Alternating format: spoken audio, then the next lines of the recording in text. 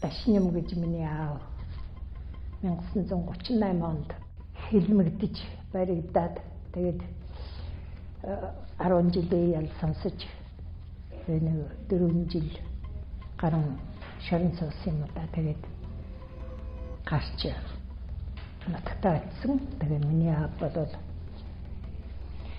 лам хүн байсан, залуухан лам байхад нь бариад явсан байгаа. Тэгээд нутагтаа очиод ээжтэй минь ханилж тэгээд хүү охин хоёр төрүүлсний охин нь би байна. Миний аав бол өөрөө лам байхдаа ууржин бичиг бие дааж өөрөө нууцаар суралцсан бас 4 аргын тоо нэмж хасхуулжүүлэх энэ бүгдийг сурчсан байсан. Тийм одоо сэргэлэн залуу ээж тэгээд эннийхээ хүчээр би амьд гарсан да гэж ярьдийм аа. Тэрний үг гэхээр лам нарын тоолго тооцоо хийх болохоор бичиг үсэг мэддэг хүн байна уу гэсэн чинь ааваараа өргөсөн юм лээ. Тэгээд ааваар одоо лам нарын нэрос юу гэдгийг тэр тоолго тооцоо он сарын хөтөлдөг тийм байж л дээ. Аав минь бол өөрийнхөө сэргэлэн бичиг үсэг мэддгээр тэгж аврагдсан юм лээ. Ер нь ингээд эргээд бодоход тэр хэлмэгдэл гэдэг актер юм байж дээ. Аав минь ерөөс тэр хэлмэгдлийн тухай ерөөс дуустдаг.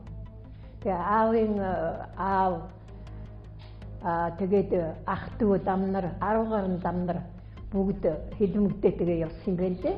Бүгд цаашлуулсан юм байна лээ. Сүүлд би ант хүнээс сонсож яхад. Тэгээ тийм юм үзсэн хүн чи аав чи юу гэж тэр тухай надад ярих юм те ярьдгүй байсан. Аав минь тэгээ сүүлдээ их тийм нууцаар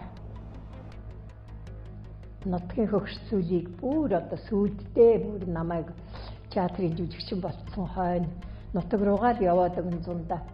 Тэгээ очиод энд Зинданын лам нар гэдэг ганц нэгэн улсууд байт юм биз дээ.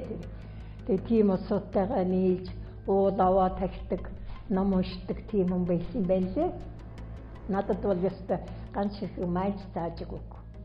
Тэгээд нэр хүрээнд сууж байхдаа цам дэглэдэг хүн байсан гэлээ манай. Одоо тэгээд тэр цамынхан бас одоо нэг талын урдгийн авьяастай хүн байсан шүү хамсаа. Тэгээд одоо аавын минь бас авьяас байт юм болоо да гэж боддгийн би тэгээд жүжигчин болсон. Миний төрсөн ах одоо Эрдэнэтэд байгаа насаараа бүжгийн багш хийсэн бүжигчин ийм өвгөн байдаг одоо 80 хүртэл.